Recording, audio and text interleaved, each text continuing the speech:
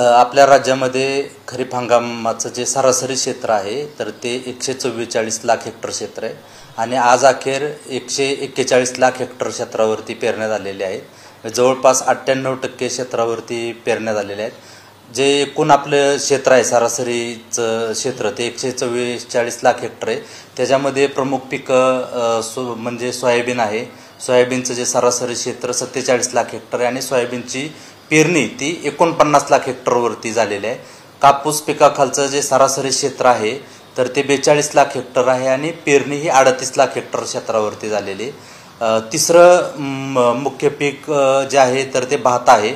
भाताचं सरासरी क्षेत्र 15 लाख हेक्टर आहे आणि पेरणी 14 लाख हेक्टर क्षेत्रावरती झालेली आहे. 1 लाख हेक्टरवरची जी लागवड आहे भाताची तर ती येत्या 2 ते 4 दिवसामध्ये पूर्ण होईल. त्यानंतर चौथं महत्त्वाचं पीक आहे तूर. तुरीचं 12 लाख हेक्टर क्षेत्र सरासरी क्षेत्र आहे आणि पेरणी ही 12 लाख हेक्टरपेक्षा थोडी कमी आहे. 94% पेरणी तुरीची झालेली. त्याच्यानंतर जे इथं पाचवं महत्त्वाचं पीक आहे मका. मक्याचं सरासरी क्षेत्र जे आहे तर ते 9 लाख हेक्टर आहे आणि पेरणी 14 लाख हेक्टरची झालेली.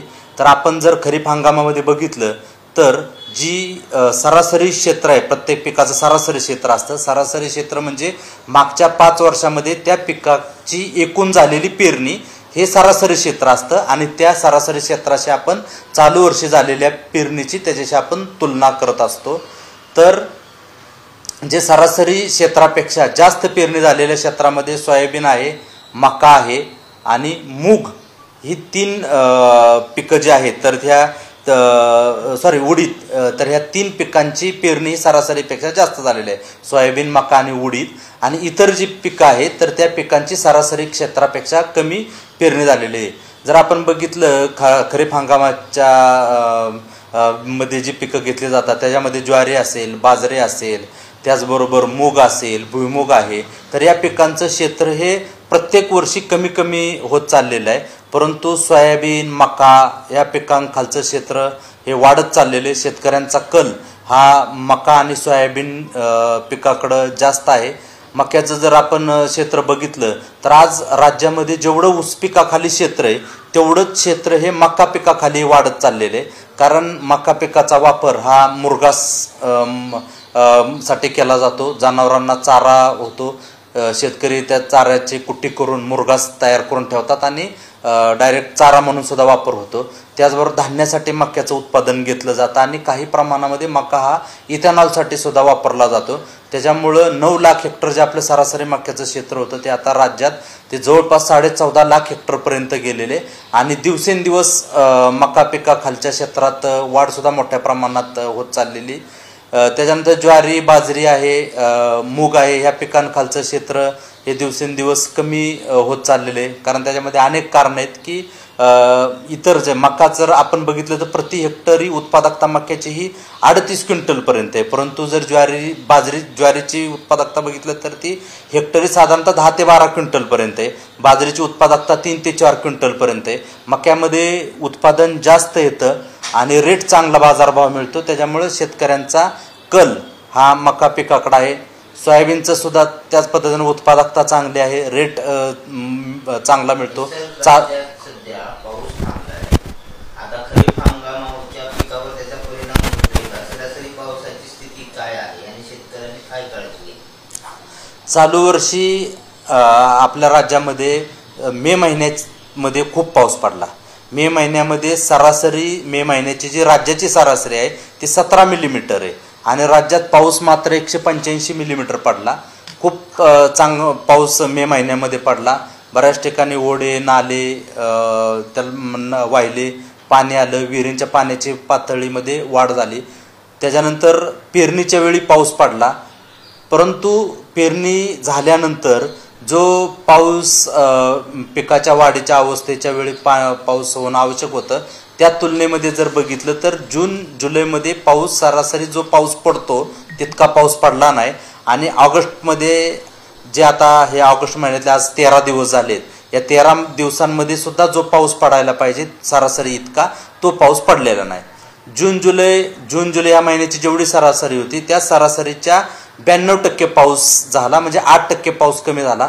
परंतु ऑगस्ट महिन्यामध्ये जी सरासरी आहे त्या सरासरीच्या ह्या 13 दिवसांची जी सरासरी होती त्या सरासरीच्या फक्त 48% एवढाच पाऊस झाला. म्हणजे जवळजवळ 50% 52% पाऊस हा कमी झाला. आणि पिकाची नेमकी आता ही वाढीची अवस्था असते आणि या अवस्थेमध्ये जो पावसाचा जितका चांगला फायदा पिकाला होतो, ज्याच्यामुळे पिकाची वाढ चांगली होते, किंवा जी कडधान्यासारखी पिकं असतील किंवा अन्नधान्याची पिकं आहेत, तर तिथं आता ज्वार बाजरी असेल तर ते आता कंस दाणं भरण्याच्या अवस्थेमध्ये, काही ठिकाणी आपण निसवणं म्हणतो तर निसवण्याच्या अवस्थेत आहे.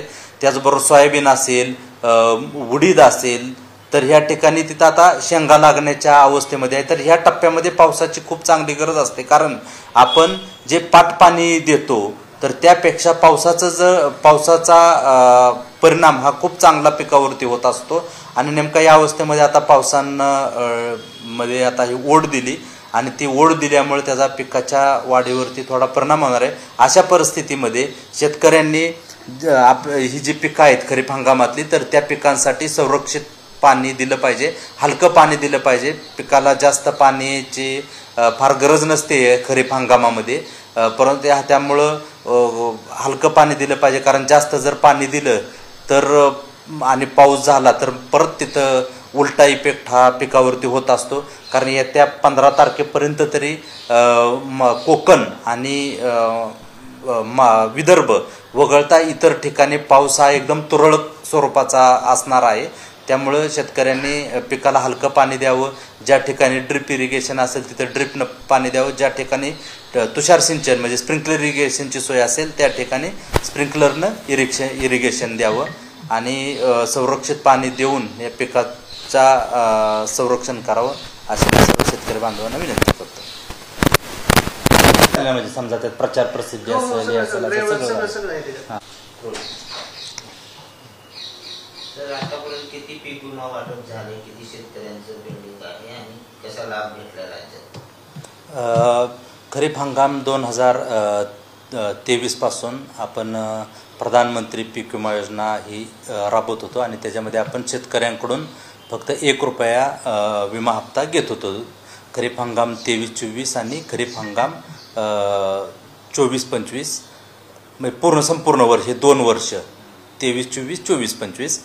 तर ह्या खरीप हंगाम 23 आणि रब्बी हंगाम 24 या पूर्ण वर्षासाठी दोन्ही हंगामामध्ये 8,562 कोटी पीक विम्याची रक्कम मंजूर झाली होती. त्याच्यापैकी 8,481 कोटी वाटप झाले. फक्त 80 कोटी शिल्लक आहेत, तर ते विमा कंपन्यांकडून वाटप त्याचं चालू आहे. त्याच्यामध्ये बऱ्याच शेतकऱ्यांचे जे बँक अकाउंट आहे तर ते आधार लिंक नसणं हे त्याला मुख्य कारण आहे. त्याच्यामुळं ते राहिलेले, तर त्याच्या वाटपाची कारवाई चालू आहे.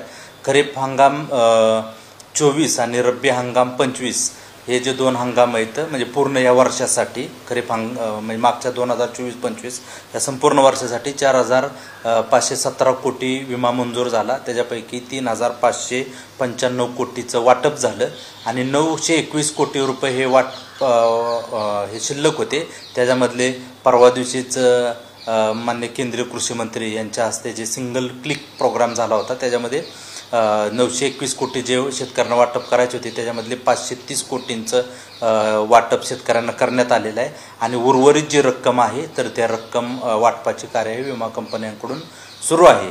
चालू वर्षी आपण खरीप हंगाम जो सुरू आहे आत्ताचा 2025चा, त्या हंगामामध्ये आपण सर्वसमावेशक अशी पीक विमा योजना राबवत आहोत आणि या योजनेमध्ये आज अखेर जवळपास 84 लाख शेतकऱ्यांनी पीक विमा योजनेमध्ये सहभाग घेतलेला आहे. आणि या योजनेमध्ये सहभाग घेण्याची तारीख ही उद्याची शेवटची आहे 14 ऑगस्ट. तरी सर्व जास्तीत जास्त शेतकऱ्यांनी या योजनेत सहभाग घ्यावा असं मी सर्व शेतकरी बांधवांना आवाहन करतो. खरीप हंगाम 2023 आणि रब्बी हंगाम 2023-24 या पूर्ण वर्षात दोन्ही हंगामात मिळून 2 लाख साधारणतः 27,000 अर्ज आले होते. त्यातले 5 लाख अर्ज अपात्र ठरले होते. तर 2,22,000 अर्ज हे एकूण योजनेसाठी पात्र होते. 2,22,000 अर्जापैकी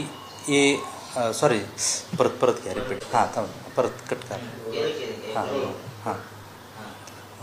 प्रधानमंत्री पीक विमा योजनेमध्ये खरीप हंगाम 2023 आणि रब्बी हंगाम 2024-25 या पूर्ण वर्षामध्ये या दोन्ही हंगामात 2,27,00,000 अर्ज आले होते. त्याच्यामधले 5 लाख अर्ज हे अपात्र वेगवेगळ्या कारणांमुळे आढळून आले होते आणि एकूण पात्र अर्ज होतं ते अर्जांची संख्या ही 2,22,00,000 इतकी होती. 2,22,00,000 अर्जांपैकी 1,32,00,000 शेतकऱ्यांना पीक विमा मंजूर झाला. खरीप हंगाम 2024-25 आणि रब्बी हंगाम 2024-25 मध्ये एकूण मिळून जे पात्र अर्ज होते तर ते साधारणतः जवळपास 2,21,00,000